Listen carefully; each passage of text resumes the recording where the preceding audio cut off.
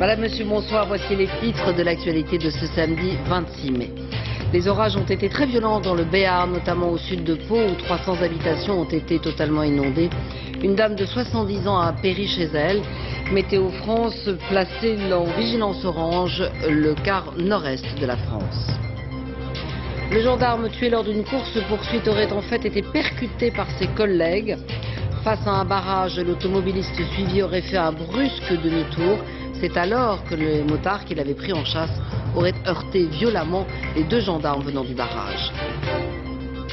Une femme qui avait aidé la police à identifier des revendeurs de drogue va être dédommagée. Repérée par les trafiquants, elle a été l'objet de menaces incessantes et a été obligée de déménager. Un sourire en pleine révision du bac avec un regard sur les plus belles bourdes, pour ne pas dire plus, que l'on trouve dans les copies d'examen. Les perles du bac se vendent aussi en librairie. Et puis nous recevrons tout à l'heure Diane Kruger, comédienne qui demain sera à Cannes doublement à l'affiche pour le film de Denis Arcand, L'âge des ténèbres, présenté hors compétition, et pour la cérémonie de clôture qu'elle présentera. La nuit a été agitée pour bon nombre d'habitants du sud-ouest de l'Aquitaine au Midi-Pyrénées. Les orages ont été nombreux et violents. La nuit dernière, 500 personnes ont été évacuées dans la vallée d'Ossau, dans le Béarn. 250 maisons inondées. Une femme de 70 ans a été retrouvée morte chez elle. Ce soir, la plupart des personnes évacuées ont pu rejoindre leur domicile. Et la circulation est rétablie sur toutes les routes, sauf entre Pau et Arudy. Reportage Francis Mazoyer, Laure Lino, avec nos confrères de France 3. Le déluge. Un orage très violent éclate au sud de Pau vers 19 h hier soir. Les sauveteurs de la sécurité civile descendent dans les maisons à la recherche d'éventuelles personnes bloquées. Les habitants commencent à écoper. En 10 minutes, un quart d'heure, l'eau elle est montée là, du regard d'un mètre. Ça a refoulé là, tout le neige là, il a tout débordé. Il est tombé jusqu'à 60 mm de pluie. L'équivalent de 3 semaines de précipitations, l'eau s'engouffre dans les habitations. Dans la région de Gand, les ruisseaux ainsi gonflés emportent des pans entiers de chaussées. Environ 400 personnes sont évacuées préventivement dans cette salle des fêtes. Étant donné que la ville de Gand a une zone classée inondable, la mairie avec l'autorité préfectorale a fait le déclenchement d'alerte aux populations, ce qui a permis dans un premier temps d'évacuer les gens avant que l'eau arrive. Et nous, dans un deuxième temps, on a surtout fait les personnes qui ne pouvaient pas se déplacer d'elles-mêmes ou qui, dans un premier temps, n'ont pas voulu évacuer. Depuis ce matin, c'est le grand nettoyage. La solidarité joue à plein entre villageois. Les dégâts matériels sont importants, mais cette habitante relativise, car elle l'a échappé belle. Quand l'eau n'était pas encore trop haute, je suis arrivée jusque-là. J'ai pu arriver jusque-là et là, je me suis tenue après le pylône pour ne pas être emportée. Mais le courant, ici, il y avait de l'eau jusque-là et un courant très violent. Une retraitée de 70 ans a eu moins de chance. Elle est retrouvée morte noyée à son domicile. Les maires des communes les plus touchées vont maintenant demander leur classement en catastrophe naturelle. Et le ministre de l'Intérieur, Michel Alliot-Marie, s'est rendu en début d'après-midi sur place, notamment dans la maison où résidait la seule victime. Michel Alliot-Marie s'est ensuite rendu dans les communes de Gand, Arudy et Rébénac. 30 militaires et 85 pompiers ont été envoyés en renfort pour aider les habitants. Dans l'Ariège, certains villages ont été ravagés par les trompes d'eau et les coulées de boue. Les pompiers sont intervenus plus de 150 fois cette nuit. Exemple, dans le village d'Artigat, les dégâts sont particulièrement importants, comme le montre ce reportage d'Isabelle de Lyon et Nicolas Auer. Le bitume arraché, des voitures emportées. Jamais les habitants d'Artigat n'auraient imaginé que des orages puissent faire pareils dégâts. C'est tellement surréaliste que on a du mal à le croire. C'est après qu'on le croit, parce que c'est pas marrant, quoi. Dehors comme dedans, le chaos. En 2 minutes, Jean-Claude Sens a vu un torrent de boue tout emporté dans sa maison. Les lits sont cassés, le matelas est imbibé, l'armoire, oui, elle était couchée. Et oui, la vitre est cassée, elle était couchée, on l'a redressée pour nettoyer un peu, quoi. C'est pas possible. Seul réconfort, ses voisins viennent nombreux lui donner un coup de main.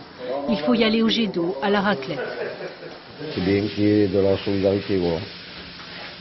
Mais bon, on n'a jamais vu ça ici et ça fait bizarre. La boue s'est infiltrée partout, sous toutes les machines de cette boulangerie industrielle. Plus de 40 pompiers nettoient depuis ce matin un travail sans fin. Vu la somme de travail qu'il y a à faire ici, on va l'avoir la fin, mais pas aujourd'hui, c'est sûr.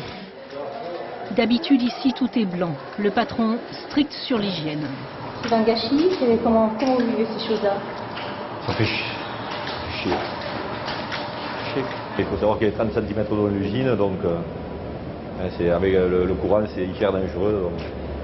Il n'y a aucune victime, aucun blessé, c'est déjà très important. Les employés le savent, il faudra passer au moins une semaine à tout récurer. L'employeur sait qu'il peut compter sur leur compréhension. Il espère la même de ses clients, à qui il devra expliquer ses retards de livraison. Et Météo France a revu sa carte de vigilance orange. Les orages sont attendus désormais sur tout le quart est du pays. Dans ces régions, il faut limiter ses déplacements, éviter d'utiliser le téléphone et les appareils électriques. Et puis sur la Bretagne, vous le voyez, on attend des vents très violents dans la journée de dimanche avec des rafales nord-ouest jusqu'à 120 km/h. Dans quelles circonstances le motard de la gendarmerie a-t-il trouvé la mort lors de la course-poursuite avec un automobiliste dans la Creuse?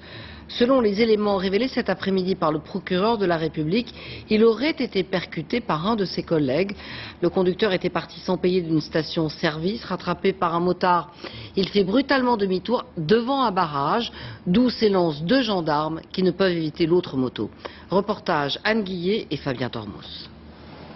On en sait un peu plus ce soir sur les circonstances du drame qui a coûté la vie à un motard de la gendarmerie et en a blessé deux autres. Selon le témoignage de l'un des gendarmes, la voiture poursuivie n'aurait pas heurté les motos. Il n'y a pas eu de contact entre les motos et la voiture et que c'est à l'occasion d'un écart sur la droite du véhicule automobile que ce qu'il a pu en voir et en garder comme souvenir, parce qu'il est bien évidemment particulièrement affecté, il voit les deux motos se percuter. Tout a commencé ici, hier après-midi, dans cette station-service. Un conducteur fait le plein d'essence et s'enfuit sans payer. Alerté, la gendarmerie se lance à la poursuite de la 207, un véhicule volé, et dresse un barrage à Pontarion dans la Creuse. C'est à cet endroit que la terrible collision entre les motards se serait produite. Un scénario confirmé par l'un des motards rescapés, légèrement blessé mais très choqué par la mort de son collègue. Nous sommes 5, c'est une patrouille moto, on compte les uns sur les autres, la moto c'est plus que des amis. L'expertise de la voiture, qui ne porterait pas de traces de choc, permettra d'en savoir un peu plus sur les circonstances exactes de l'accident. Son conducteur, interpellé sur place, a été hospitalisé. Cet ancien toxicomane de 43 ans était sous traitement au moment des faits. Il était déjà connu des services de police pour notamment des vols de carburant. Sur le Rhin, entre Colmar et Strasbourg, un bateau de croisière qui transportait des touristes britanniques a heurté une écluse.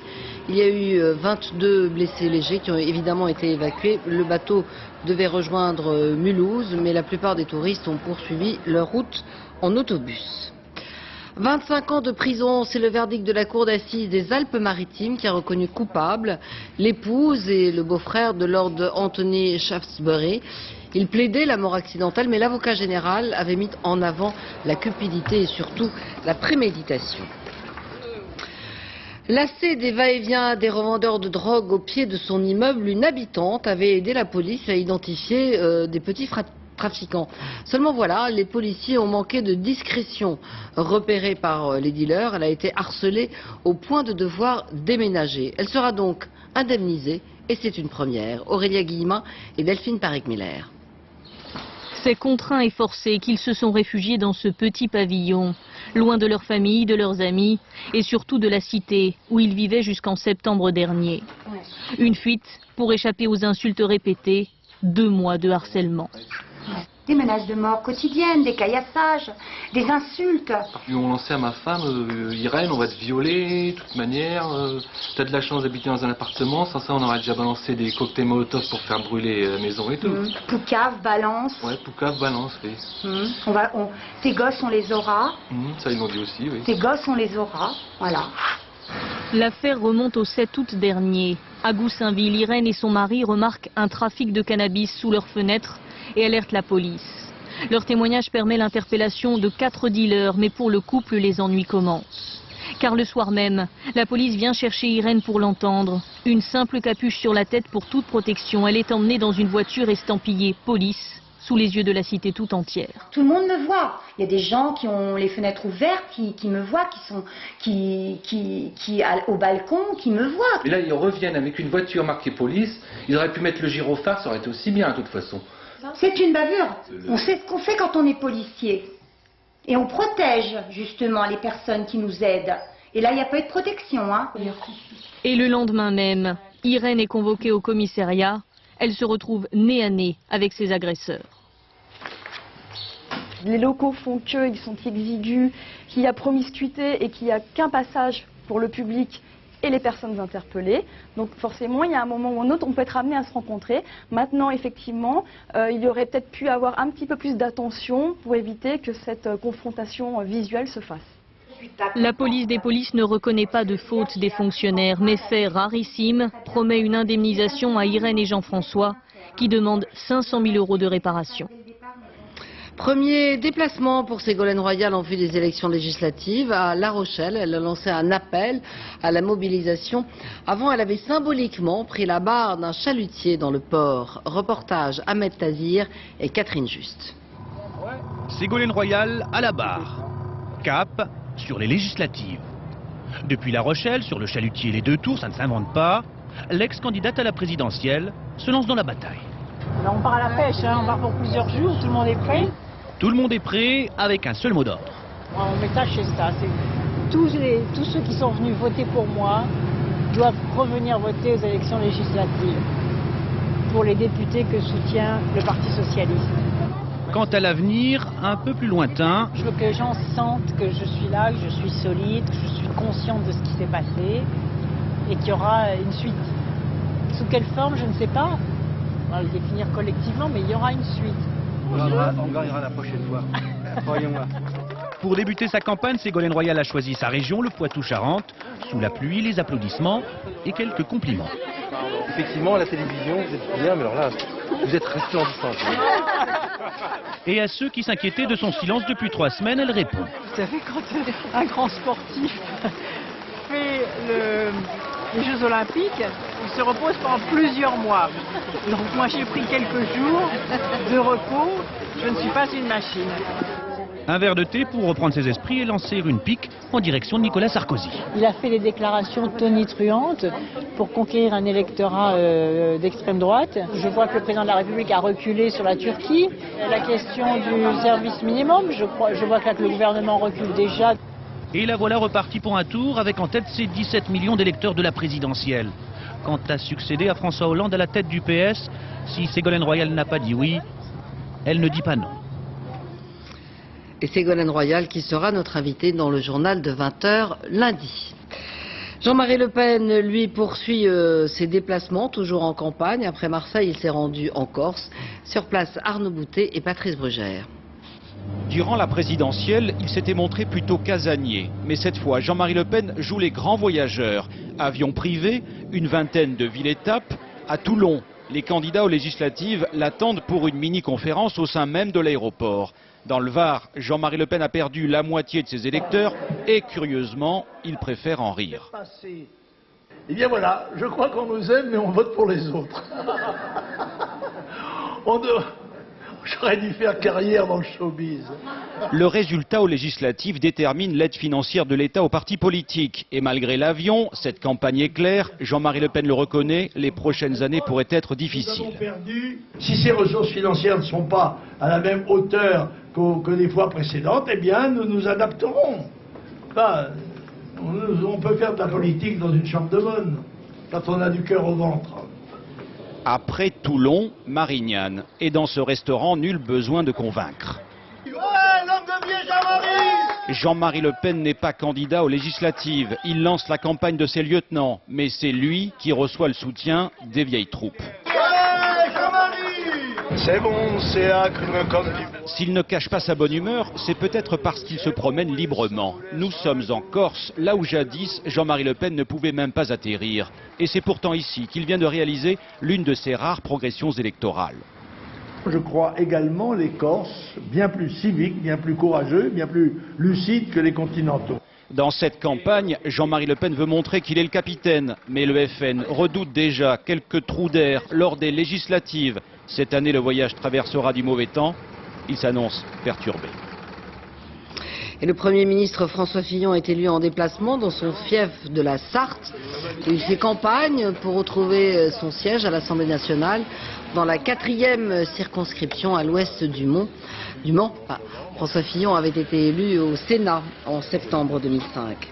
Et puis selon un tout dernier sondage à paraître demain dans le journal du dimanche, le président de la République, Nicolas Sarkozy, recueille 65% de commentaires positifs, ce qui en fait le président le plus populaire après sa prise de fonction depuis l'élection du général de Gaulle en 1965. Quant au Premier ministre François Fillon, dans ce même sondage, il obtient 62% d'opinion favorable. Le président Nicolas Sarkozy et sa famille sont arrivés hier soir au fort de Brégançon. Ce matin, il a effectué son jogging sur le chemin de Cabasson, entouré de ses gardes du corps. Et le président, vous le voyez, est allé saluer quelques badauds venus l'attendre à l'entrée du fort. Et parmi les dossiers que le président français suit avec une attention toute particulière, celui de la libération d'Ingrid Betancourt en Colombie. Nicolas Sarkozy s'est entretenu à 2 reprises avec son homologue colombien, Alvaro Uribe, qui serait prêt aujourd'hui à faire sortir de prison un grand nombre de rebelles des FARC. Une volte-face qui pourrait favoriser la libération d'Ingrid Betancourt. Explication Bernard Lebrun. Ces détenus qui paradent dans la cour d'une prison sont des guérilleros des FARC, les forces armées révolutionnaires colombiennes, ceux que le président Uribe appelle les bandits, des rebelles qu'il combat militairement. Et chose incroyable, hier, il a annoncé vouloir en libérer un groupe de 300 à 500. J'ai décidé de libérer un grand nombre de membres des FARC en prison. Espérons que cela pourra être fait le 7 juin. Pourquoi cette date du 7 juin ? Pourquoi ce revirement, après avoir annoncé haut et fort il y a 8 jours qu'il voulait libérer par la force Ingrid Betancourt? Raison d'État, a répondu hier très mystérieusement le président Uribe. De leur côté, les FARC parlent d'écran de fumée, d'une farce, et ne croient pas à cette libération unilatérale. Quelle est la stratégie du président Uribe? Décrédibiliser son adversaire? Faire un geste fort avant d'ouvrir des négociations pour un échange otage contre rebelles? Ce qui est certain, c'est que pour la 2e fois hier, le président Uribe a longuement téléphoné au président Sarkozy pour lui parler de cette libération, mais aussi du sort de l'otage Ingrid Betancourt, détenue par les FARC depuis 63 mois. Mieux, mardi à Paris, cet homme, Luis Carlos Restrepo, négociateur officiel avec les rebelles colombiens, s'est rendu à l'Élysée. En clair, on est à un tournant, disait cette semaine Mélanie Deloy, la fille d'Ingrid Betancourt.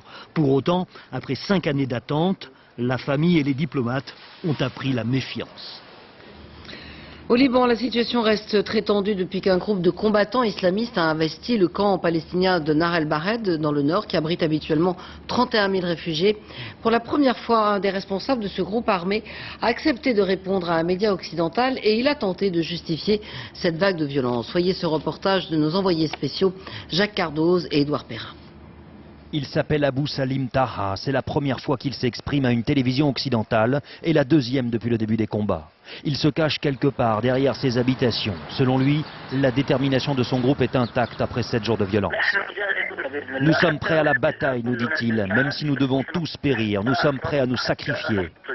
Cette terre n'appartient pas au gouvernement libanais, mais à l'islam, et elle doit être régie par l'islam. Notre conversation a duré une 20aine de minutes. C'est l'interprète de France 2 qui mène l'interview. Et qu'en est-il de votre relation avec Al-Qaïda? Nous n'avons pas de lien logistique ou de coordination, mais nous partageons les mêmes points de vue idéologiques, les mêmes méthodes, la même stratégie. Ce sont nos frères. Notre interlocuteur confirme les nationalités de Fatah al-Islam, jordanien, syrien, libanais. Il nous explique être passé par le camp voisin de Badawi et réfute tout lien avec la Syrie et enfin promet d'autres actions. Je dis que nous avons des hommes dans les camps au Liban et ailleurs. C'est vrai que nos moyens sont moindres que ceux de l'armée. Mais regardez en Irak comme une idéologie peut faire des miracles. Nos frères sont en train de combattre la plus forte armée du monde. Ce qui nous a frappé au cours de cet entretien, c'est l'extrême détermination d'Abou Salim Taha ainsi que la référence permanente à l'Irak. Or, l'irakisation du Liban constitue la principale crainte des gouvernants de ce pays depuis maintenant 2 ans. Et selon nos confrères du Figaro, l'Iran souhaite que la France élabore avec les autorités iraniennes un plan de stabilisation de la situation au Liban, une proposition qui émane du chef de la sécurité iranien dont l'influence sur le Hezbollah libanais est évidemment décisive. Aux États-Unis, pour la première fois, une femme décédée d'une maladie des poumons a été reconnue comme nouvelle victime des attentats du World Trade Center du 11 septembre 2001. Il s'agit d'une avocate de 42 ans qui avait fui son bureau et traversé le nuage de poussière. Elle était morte 5 mois après les attentats. Plusieurs milliers de personnes se trouvant sur le site de Ground Zero pendant ou après l'attentat souffrent de pathologies respiratoires. Alain Chalgron. Un nom va prochainement être ajouté sur le mémorial des victimes du 11 septembre, le 2750e. Celui de Felicia Dunn-Jones, morte 5 mois après les attentats. Avocate, elle travaillait dans le secteur du World Trade Center et avait respiré le nuage toxique provoqué par l'effondrement des tours. Nuage formé de cendres, de minuscules morceaux de verre, d'amiante et de plomb.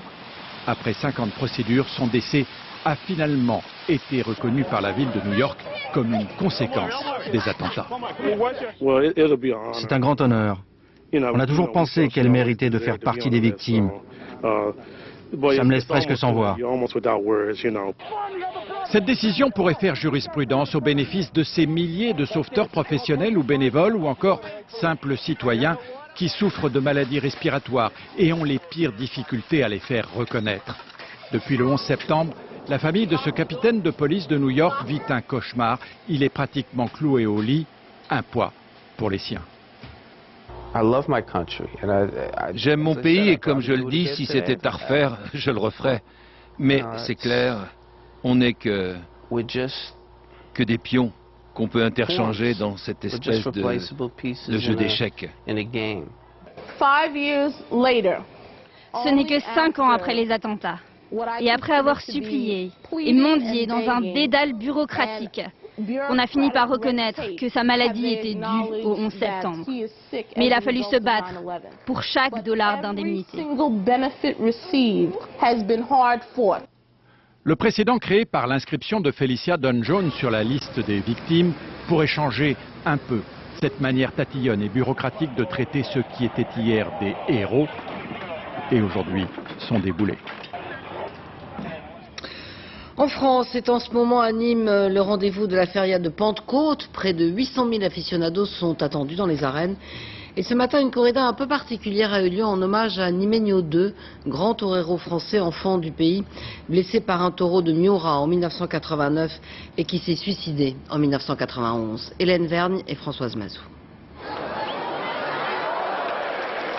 Toujours plus proche du taureau, c'est pour ce style et cette vaillance que Sébastien Castella triomphe dans les arènes du monde entier. À ses côtés, à Nîmes, Jean-Baptiste Jalabert et Julien Miletto, 3 toreros français, réunis pour une corrida dédiée au défunt Nimenio II. Ça a été le premier Français à ouvrir les portes à l'étranger, d'Espagne, d'Amérique du Sud, et nous, petit à petit, on est en train de suivre son chemin, mais ça a été le premier à le réussir, tout ça. Réussir à s'imposer parmi les tout premiers, à faire taire les critiques espagnoles, pour triompher en Europe et en Amérique du Sud. Pour être torero, il y a 30 ans, on nous disait il faut avoir du sang espagnol dans les veines. Et aujourd'hui, ces toreros français-là prouvent que pour être torero, il faut simplement avoir du courage. Mais en 1989, un taureau interrompt cette trajectoire unique. Les vertèbres cervicales brisées, Nimenio II mettra fin à ses jours 2 ans plus tard. Sans Christian Nimenio, la corrida en France aujourd'hui ne serait pas ce qu'elle est. Et d'une certaine façon, Sébastien Castella et même Jean-Baptiste Jalabert sont un peu les fils de Christian Nimenio. Dans les arènes et dans la ville, les Nîmois célèbrent aujourd'hui encore son souvenir. Depuis qu'il n'est plus là, c'est différent. C'est autre chose, il y a des bons, mais c'est différent. À moi, qui m'a donné le goût de la tauromachie, c'est Nimenio. C'était vraiment, il posait les banderilles, il savait tout faire. C'était vraiment un dieu. Une statue de bronze veille sur les arènes. Niménio II n'a pas perdu de son prestige. Le coup d'envoi du baccalauréat, c'est le 11 juin prochain pour 640 000 élèves de terminale. Pour ceux qui bachotent d'arrache-pied, un moment de détente entre deux annales du bac avec un autre style d'ouvrage, les perles, qui rassemblent les bourdes, pour ne pas dire plus, des lycéens. Comment sont-elles compilées et qu'en pensent les futurs bacheliers? Réponse avec Jenny Briffa et José Boulestex. Terminus pour les terminales. Dans quelques jours, le lycée c'est fini, à condition de décrocher son bac. Mais voilà, quand on tombe sur ce genre de sujet... Le passé a-t-il plus de réalité que l'avenir?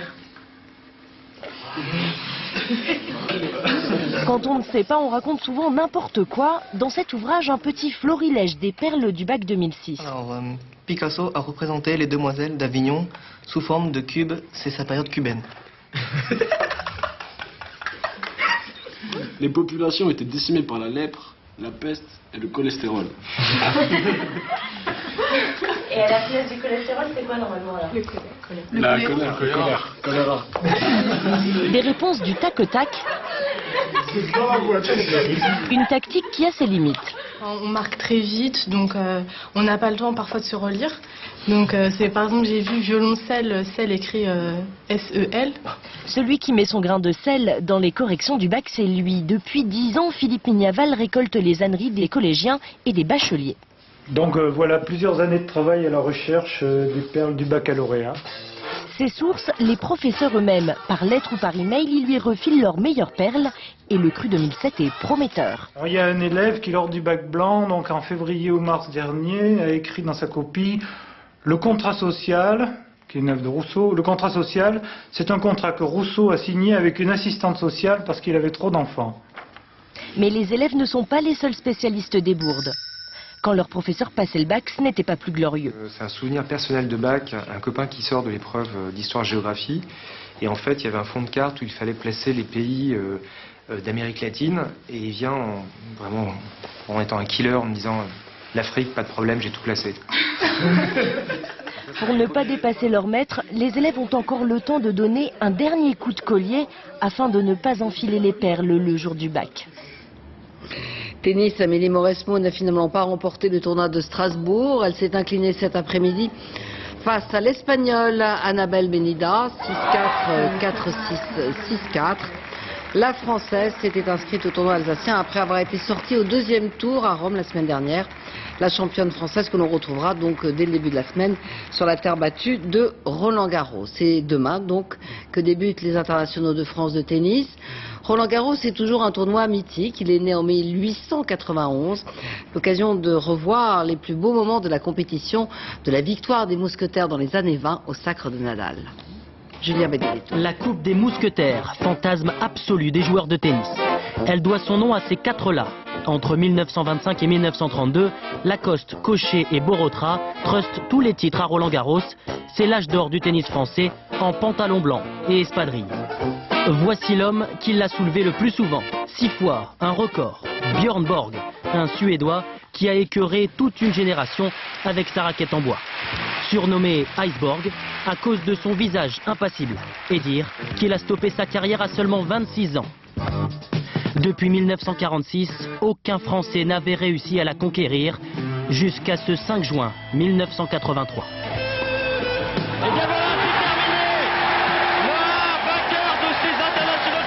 Yannick Noah fait pleurer de joie la France. Dans les mois qui suivent, des milliers de gens affluent dans les clubs de tennis. Tant de joueurs l'ont convoité, beaucoup la maudiront toute leur vie. Alors il faut bien s'en prendre à quelque chose ou à quelqu'un, les micros de la télé, l'arbitre. Malgré son immense talent, l'Américain John McEnroe ne gagnera jamais Roland-Garros. Pour gagner le trophée, certains sont allés jusqu'à réinventer des coups. Avec son service à la cuillère, l'Américain Michael Chang fait craquer le numéro 1 mondial, Ivan Lendl. Nous sommes en 1989. Chang gagne le tournoi à seulement 17 ans. Record de précocité. De tous ceux qui ont mérité la coupe, il est le plus sympa et le plus drôle. Triple vainqueur de Roland Garros, Gustavo Kuerten devient en 1997 le premier Brésilien vainqueur d'un tournoi du Grand Chelem. Il sait tout faire avec une raquette, même le coup du cœur. Depuis 2 ans, le trophée a trouvé son maître. Il est jeune, espagnol, capable de courir partout et à la même vitesse pendant 5 heures. Double tenant du titre, il est toujours invaincu à Roland Garros. La coupe des mousquetaires, Rafael Nadal n'est pas près de la lâcher. La quinzaine de Roland Garros, c'est à suivre bien sûr comme chaque année sur France Télévisions. Football, 2 ans après avoir quitté l'élite, Caen est assuré de rejoindre la Ligue 1 la semaine prochaine. Le club s'est imposé 2-1 face à Libourne Saint-Seurin. Hier, lors de la 38e journée de Ligue 2, l'équipe normande s'embarque pour sa 10e saison en Ligue 1, avec évidemment pour objectif de s'y maintenir. Et puis au Festival de Cannes, projection en ce moment même de l'avant-dernier film en compétition. Il s'appelle Promets-moi, il est signé Emir Kusturica, qui a déjà obtenu 2 palmes d'or à Cannes. Pascal Deschamps et Michael Cario. Emir Kusturica n'est pas du genre à se laisser abattre. Et ce n'est pas un bête orage, le premier de la quinzaine à Cannes, qui va empêcher ce cinéaste de la démesure d'assurer le service après-vente de son film. Promets-moi nous transporte dans la campagne serbe pour un conte de fées moderne, l'histoire d'un adolescent que son grand-père envoie pour la première fois en ville.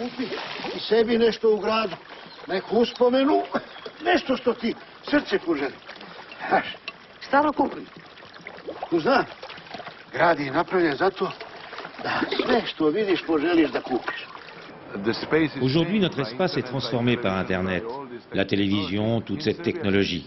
Mais en Serbie, pas encore. C'est un des derniers endroits où il y a une grande différence entre la ville et la campagne.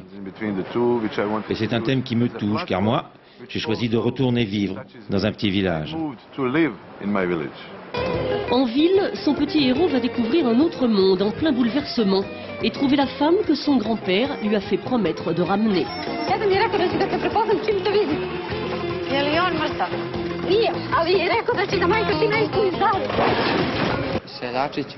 Je joue le rôle d'un petit paysan qui va vivre toutes sortes d'aventures dans cette ville, y compris se mettre toute la mafia à dos.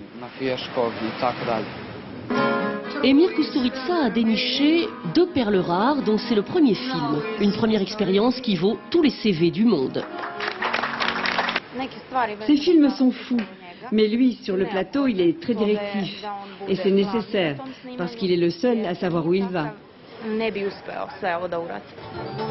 Après 2 palmes, un prix de la mise en scène, une présidence du jury, Emir Kusturica a dit aujourd'hui qu'il ne reviendrait peut-être plus à Cannes. Mais il avait dit aussi, il y a 10 ans, qu'il ne ferait plus jamais de cinéma. Et nous restons à Cannes avec notre invitée, Diane Kruger, qui est en direct de la Croisette. Bonsoir. Bonsoir. Vous êtes à l'affiche du dernier film du Québécois Denis Arcand qui sera présenté en clôture du festival. Alors L'Âge des Ténèbres, c'est un peu une histoire sombre, hein, un homme dont le quotidien est tellement triste qu'il s'invente une autre vie. Oui, enfin, c'est un homme comme Madame et Monsieur Tout le Monde qui est en pleine crise, la quarantaine je dirais, et qui se pose plein de questions sur sa vie. Sur la société dans laquelle on vit et qui fantasme voilà, sur les femmes, sur des choses de la vie. Est-ce que au fond ce film, ça n'est pas représentatif du côté, comment dire, cynique, autodérision des Québécois et que Denis Arcand incarne particulièrement? On se rappelle notamment du déclin de l'Empire américain ou des invasions barbares. Oui, je pense, mais en même temps, je pense que c'est applicable à tout le monde. C'est pareil en Europe. Je pense que tout le monde se pose un petit peu les mêmes questions sur la vie, qu'est-ce qu'on a à faire dans sa vie, des choses qu'on n'a pas fait dans sa vie, les regrets qu'on a forcément. Et en tout cas, moi, je me retrouve beaucoup dans ces films. J'ai beaucoup de sympathie avec les personnages de ces films. Alors, être un fantasme, vous l'êtes dans la vie réelle pour beaucoup de gens, mais là, vous l'êtes concrètement au cinéma. C'est un rôle difficile à jouer ou c'est au fond très agréable pour l'ego? Non, c'est pas les deux, je dirais. C'est-à-dire que le fantasme dans L'Âge des Ténèbres, c'est plus un fantasme, comme beaucoup de gens vont fantasmer sur la vie, des stars du cinéma, des stars de football, des écrivains, etc. On s'imagine toujours qu'ils ont une vie incroyable. Et en fait, on se rend compte qu'eux aussi ont les mêmes problèmes. Forcément, ils ont des vies privilégiées, mais ils ont les mêmes problèmes comme tout le monde. Et ce qui m'a beaucoup plu dans le rôle que je joue, donc Véronique Astar, en fait, c'est la seule femme du film qui a de la vraie substance. C'est vraiment elle qui est à l'écoute du personnage principal, qui le comprend, qui a envie de comprendre et qui est vulnérable. Et c'est exactement ça qui m'a plu dans le film. Alors, Diane Kruger, vous êtes aussi demain maîtresse de cérémonie pour la cérémonie de clôture. Est-ce que vous avez le trac? Est-ce que vous avez préparé des ampoules sèches? Est-ce que vous avez préparé un discours? Oui, bien sûr, j'ai commencé à préparer mon discours. Forcément, j'ai un petit peu le trac, mais déjà parce que c'est pas ma langue maternelle, donc forcément, j'arrive pas à faire des très belles phrases en français. Mais c'est vrai que, en fait, j'ai pris énormément de plaisir d'être là. C'est un vrai rêve et je pense que je m'appellerai toute ma vie les 2 soirées fantastiques que j'ai passées à Cannes, sur scène, devant tout ce monde incroyable. Merci Diane d'être venue nous voir et je vous confirme que votre français est parfait, c'est parfaitement l'affaire. Le Festival de Cannes qui rend hommage à l'acteur américain Henry Fonda en présence de sa fille, l'actrice Jane Fonda, que nous voyons ici monter les marches. Le festival a projeté l'un des classiques de Sidney Lumet, 12 hommes en colère, et Jane Fonda s'est montrée particulièrement émue de cet hommage rendu à son père, ce grand acteur. C'est la fin de ce journal, merci de l'avoir suivi. Tout de suite la météo d'Isabelle Martinet. 20h50, le plus grand cabaret du monde présenté par Patrick Sébastien. Je vous retrouve demain à 13h. Très bonne soirée sur France 2. Au revoir.